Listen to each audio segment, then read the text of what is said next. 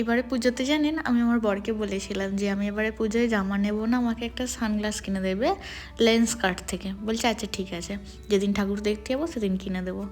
আর আমরা সপ্তমীতে ঠাকুর দেখতে বেরিয়েছিলাম।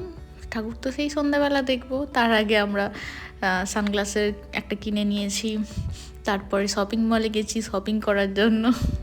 মানে এদিকে ওদিকে একটু টুকটাক করে ঘুরেছি, আইফোন 17 দেখেছি, তারপর ল্যাপটপ দেখেছি, খাওয়া দাওয়া করেছি, প্লেন দেখেছি, অনেক কত কিছু সেই দিন যে আমাদের জন্য ছিল আমরা নিজেও জানি না। আবার মাকে, আমাদের দুর্গা মাকে, যেটা ভাবিনি যে এত দূরে বসে আমরা দেখতে পাবো, সেটাও আমাদের জন্য সম্ভব হয়েছে।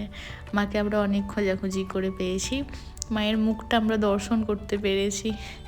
যাই হোক, এবারের পুজোটা কিন্তু আমাদের কাছে খুবই স্পেশাল ছিল, কারণ আমরা নবরাত্রি এবং দুর্গা পুজো দুই দেখতে পেয়েছি। আপনাদের পুজো কেমন কাটলো অবশ্যই জানাবেন কিন্তু।